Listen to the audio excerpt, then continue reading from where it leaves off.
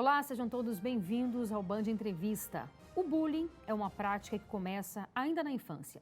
As crianças que sofrem são frequentemente marginalizadas e mais propensas a sofrerem também de solidão. A prática pode levar à ansiedade, depressão ou mesmo ao suicídio. Por isso, a importância de pais responsáveis e comunidade escolar ficarem atentos aos mínimos sinais. Pelo menos 150 milhões de adolescentes em todo o mundo sofrem bullying nas escolas. Os dados são do Unicef, o que significa que metade de todos os estudantes entre 13 e 15 anos passam por essa situação. Nos 39 países analisados, 17 milhões de adolescentes admitiram intimidar os amigos na escola. Sobre esse assunto, a gente conversa agora com a doutora em Psicologia Escolar e do Desenvolvimento da Universidade de Brasília, Ellen Alves. Muitíssimo obrigada pela sua participação aqui no Band Entrevista, viu? Prazer, Renata. Prazer a todos que nos assistem. Maravilha. Como identificar o bullying? Então, para a gente identificar o bullying, a gente precisa entender como é que o bullying ocorre, né? E diferente do que as pessoas pensam, que é uma agressão física, uma agressão psicológica, o bullying é um evento repetitivo. Então, a gente precisa entender bem desse contexto. Existe o agressor, que nós chamamos de bullying, e existe também aquele que sofre o bullying, que tem algumas características que, por vários motivos, faz com que ele vivencie essa violência. E, por outro lado, nós temos também um contexto que, de alguma forma, apoia essa violência. Então, são violências repetitivas, né? Seja uma violência física, seja uma violência verbal ou psicológica, mas ela se dá de forma contínua. Então, considerando esse contexto, a gente pode pensar, então, como identificar. Uma das formas de identificar é verificar se a pessoa está em sofrimento. Um exemplo que alguns pais talvez já tenham observado é crianças em idade escolar, crianças e adolescentes, que sentem muita ansiedade quando vão para a escola. Começam a ter sintomas mesmo somáticos, sentem dor no estômago, dor de cabeça. Então, a gente pode entender e procurar identificar se essa ansiedade está relacionada ou não ao bullying, né? Ou a outros fatores que estão ocorrendo na escola. Outra questão importante que a gente acaba por esquecer é que quem comete o bullying, né? Ou seja, o bullying, ele está em sofrimento também. É uma criança ou um adolescente que já vivenciou uma violência ou não, a gente não pode generalizar, mas que está em sofrimento e acaba por cometer o bullying com outra criança, né? Com outra criança ou com outro adolescente. Perfeito. Então, vamos lá, vamos por partes aqui. Você deu um panorama bacana aí, então a gente vamos tentar recortar aqui para que a gente possa entender melhor. O bullying, na verdade, a gente pode dizer que sempre existiu, né? Só que hoje a gente consegue dar nome a isso, a gente consegue mensurar, portanto, o sofrimento da pessoa que passa por essa angústia, como a gente falou, pode até levar, a pessoa que está passando por esse sofrimento pode até pensar em suicídio, né? Ou até mesmo até chegar às vias de fato. Então, é importante que toda a sociedade esteja focada e voltada para isso.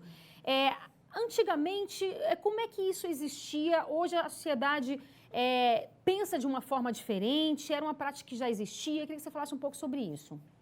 Certo, então, a gente escuta realmente as pessoas falando muito sobre isso. Na minha época o bullying não existia, nós brincávamos, nos divertíamos com os apelidos. É importante já diferenciar, né? O bullying, ele não é uma brincadeira. O bullying é justamente quando a gente extrapola o limite do outro e faz a pessoa sofrer. A gente pode entender que sim, que o bullying ele sempre existiu.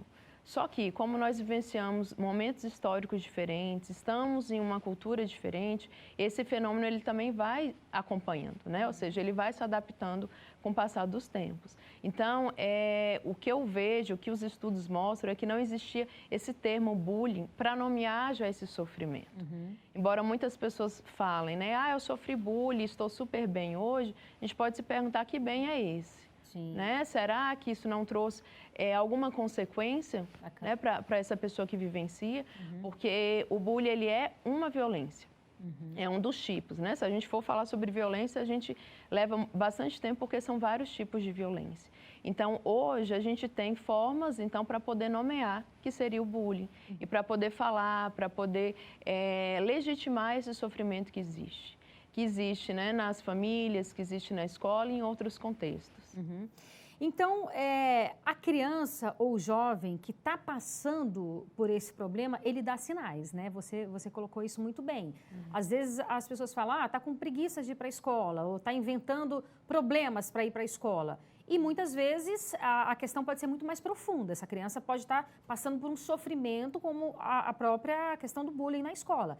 Então, por isso que é importante, como a gente colocou aqui, os pais ficarem atentos, os professores e a própria comunidade escolar. Exatamente. Eu entendo que o bullying é um problema de todos. Né? Eu acho que para a gente já pensar até em formas de prevenção do bullying, a gente precisa pensar em uma cultura de paz, uma sociedade de paz, que passa pelas famílias, passa pelas escolas, pelos espaços comuns, né? Os parques mesmo, os espaços comunitários. Então, é uma preocupação que todos nós precisamos ter.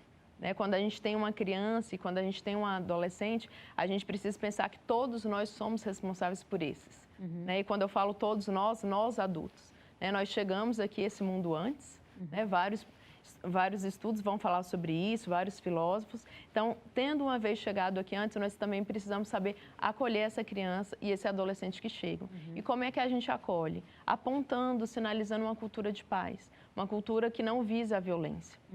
Né, como o bullying. Então, assim, é uma preocupação que tem que ser dos pais, sim, né, como os principais responsáveis, mas eu acho que todos ali que têm na sua convivência crianças e adolescentes, para a gente conseguir identificar e também intervir, pensar em formas de reduzir mesmo essa violência. Que sinais que essas crianças ou adolescentes podem dar, que os pais devam ficar atentos? Então, Renato, um dos sinais é essa recusa escolar.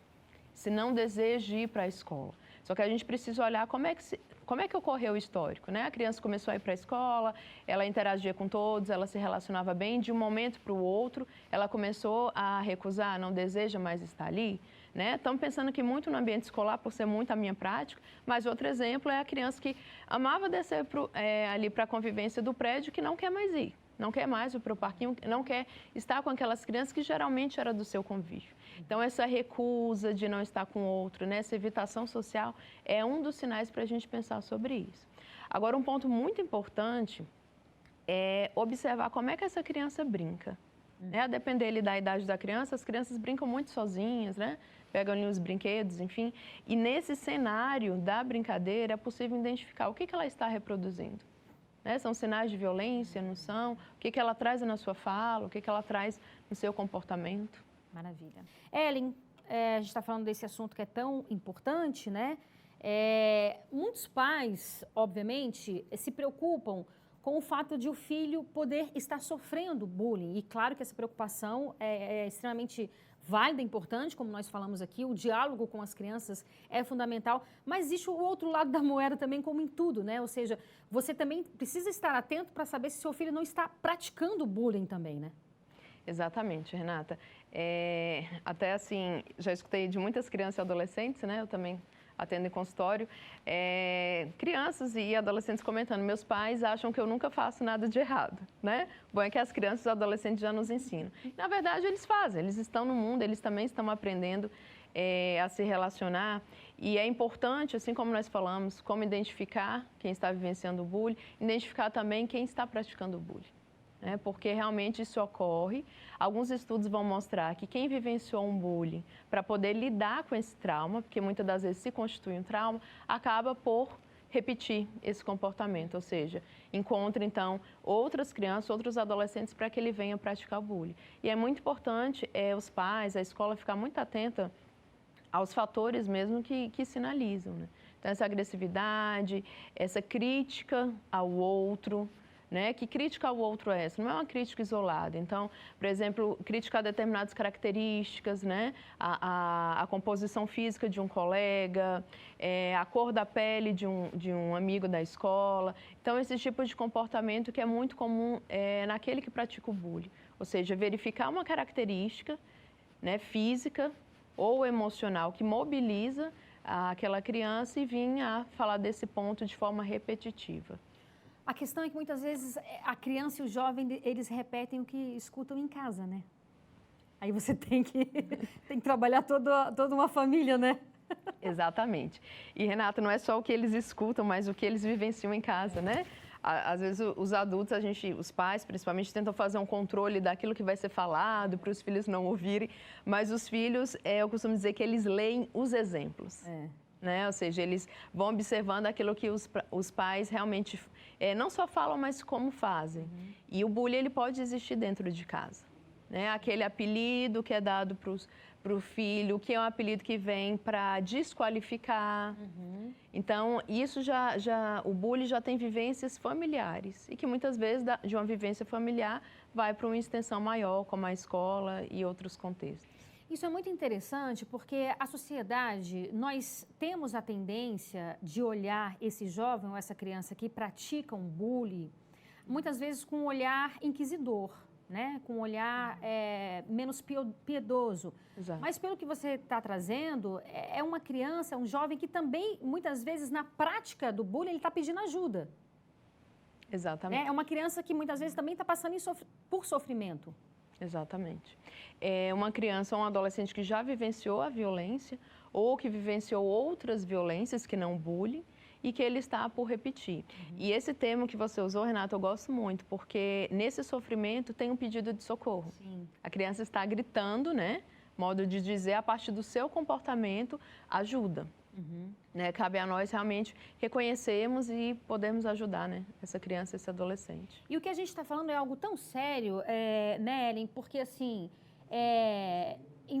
pegando, assim, exemplos extremos, em vários atentados, ou em alguns atentados que já tivemos, em especial nos Estados Unidos, em que tem uma cultura mais violenta, você vai pegar o histórico dessa pessoa que praticou esses atentados. São pessoas que sofreram bullying, são pessoas que tiveram ali, passaram por violência, várias violências, e muitas vezes não foram ouvidas. É óbvio que, obviamente, que nada justifica isso. O que estou dizendo a sociedade está pedindo, né, socorro, essas pessoas também estão pedindo socorro, e muitas vezes passaram por um âmbito, passaram por violência na família, aí passaram por violência também no âmbito escolar e pediram por ajuda em vários âmbitos e não foram ouvidas, né? Por isso a importância que você traz aqui, ou seja, todos nós, adultos, precisamos ter um olhar mais atento a essas pessoas, não só para quem está passando pelo bullying, mas também para quem está praticando o bullying. Exatamente. E quando a gente para estudar esses massacres, né, como você trouxe, Renata, a gente vai ver que em alguns casos essas crianças vivenciaram mesmo o histórico de bullying. E quem sofre o bullying, ou seja, quem vivencia essa violência, não esquece com facilidade. Os demais atores esquecem, até quem cometeu, né, os profissionais da escola, inclusive a própria família pode vir a esquecer. Então, muitas das vezes essa criança ela vai alimentando esse sentimento, né, na falta de alguém que pudesse auxiliá-la nesse momento e pode vir a cometer outros tipos de violência, que aí seria o estilo dos massacres, né? É outro tipo de violência que aí tem características também muito específicas. E uma delas passa por essa vivência do bullying.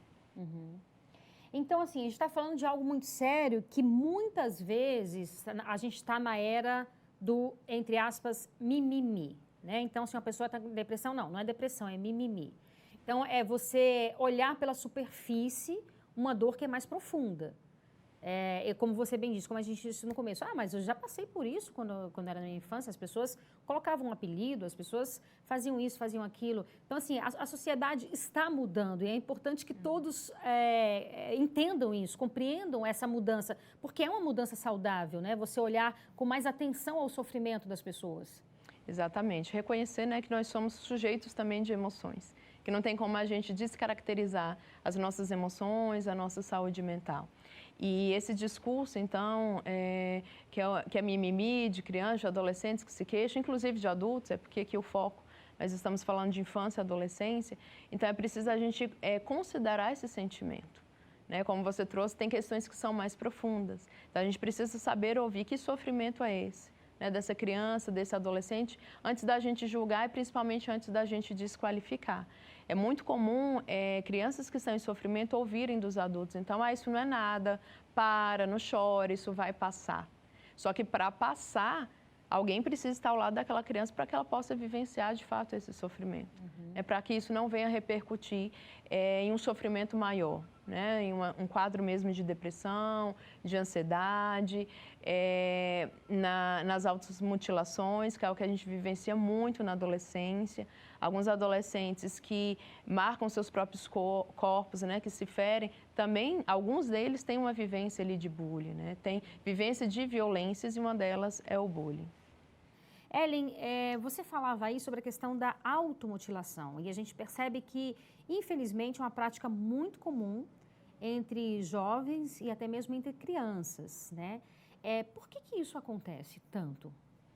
Então, Renata, infelizmente é um cenário que nós vemos não só no Brasil, né, como em outros países, que é o fato de crianças e adolescentes cortarem, né, seus próprios corpos devido a um sofrimento.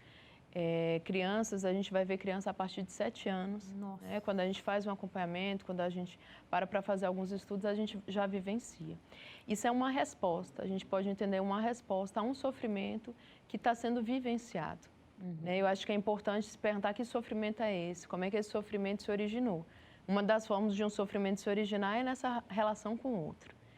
E até nos meus estudos, muitas crianças e adolescentes que eu já ouvi sofreram violências diversas. E uma delas, o bullying e a violência sexual. Então, como uma forma de lidar com esse sofrimento, que às vezes a criança e o adolescente não conseguem nomear, não conseguem expressar, ou no pior dos casos, não consegue ter um adulto de confiança para poder falar o que está vivenciando, ela faz uma atuação contra si mesma.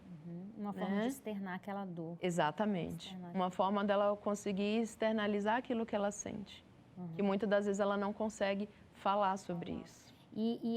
A gente percebe que, em geral, né, essas crianças e esses adolescentes, eles costumam usar casacos ou blusas de manga comprida. Às vezes está fazendo muito calor e eles costumam usar esse casaco de manga comprida exatamente para esconder, né? Então fica aí também um alerta para os pais, para a própria comunidade escolar também, porque assim, não é delegar a responsabilidade que é dos pais, em hipótese alguma, como você bem disse, né? Nós pais, nós temos essa responsabilidade em primeiro lugar, Mas é no ambiente escolar, onde as crianças estão ali em companhia de outras crianças, onde elas podem ou brincar ou não brincar, onde há a possibilidade de você ter um olhar, às vezes também mais atento, né? um segundo olhar mais atento para essas crianças, né? E daí entra a responsabilidade, portanto, dos professores, de todos que estão ali. Inclusive, tinha até um projeto, acho que esse projeto não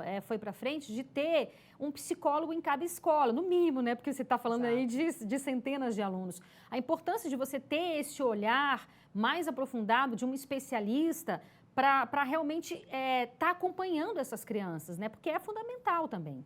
Com certeza, Renata. E esses profissionais, né, hoje nós contamos com muitos orientadores educacionais nas escolas públicas e particulares. Eles fazem um excelente trabalho, mas também precisa de um suporte da psicologia, né, de psicólogos escolares.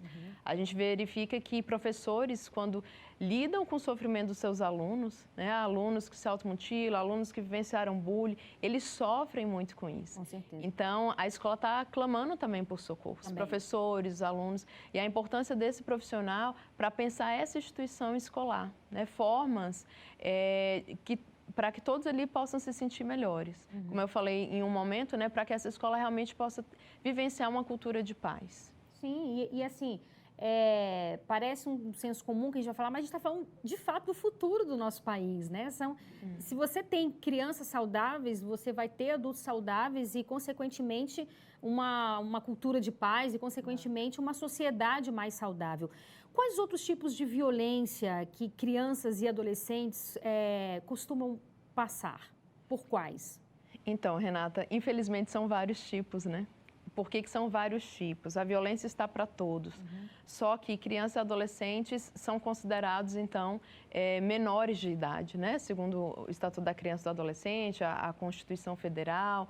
Então, embora sejam cidadãos também, precisam desses cuidados, a sociedade olha para eles como menores, né? Muito comum essa expressão, e nesse menores há uma desqualificação também. Então, é mais ou menos assim, eles podem vivenciar mais violências, né? Do ponto de vista que muitos acabam por praticar violência com essas crianças. A gente, infelizmente, verifica casos em que os pais são muito agressivos com os filhos, né? Crianças são sequestradas, crianças são violentadas, ou seja, pelo ponto de vista mesmo, por terem corpos menores, corpos em desenvolvimento, eles também estão mais propensos, né? Estão mais indefesos, né? Exatamente, estão mais vulneráveis a esses tipos de violência. É algo muito comum da gente verificar, então, a violência sexual, né, inclusive em cenários familiares ou próximos da residência da criança, né, e violências físicas também, isso é muito comum. Sem esquecer que a violência psicológica ela também passa por todas elas. Né? Quando a criança vivencia uma violência sexual, que é posta que ela não pode contar, porque senão algo pior pode vir a acontecer. Ou seja, tem a violência psicológica também associada, né, a sexual e vários outros tipos de violência. O bom é que a gente percebe que a sociedade está mudando e não está tolerando mais certas coisas. Porque antes era comum os pais, eu não estou dizendo, darem surras em crianças, né? Esses dias aqui no Band Cidade nós recebemos uma denúncia de vizinhos que filmaram uma mãe dando uma surra no filho. E o Conselho Tutelar foi lá, a mãe foi presa, porque a sociedade não tolera mais isso. Como você disse, as crianças elas são indefesas. E outra, não se educa batendo. Exatamente. Quer dizer, você que é doutora em educação, Exatamente. você que pode dizer isso, não eu. Se educa alguém batendo em alguém? Não. Para se educar, tem que ter, no mínimo, o respeito, né? E a gente percebe a importância do respeito nessas relações, e a educação é uma delas. Então, realmente precisa ter um cuidado, uma compreensão para as crianças e uma educação, um direcionamento.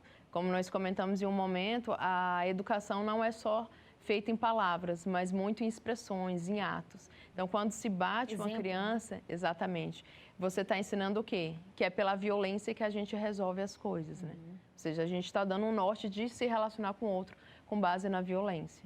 Então, a gente precisa ir desconstruindo isso e voltar para uma das grandes características que é do ser humano, que é a linguagem. Então, lidar com essas relações familiares, escolares, com base na linguagem, na comunicação humana.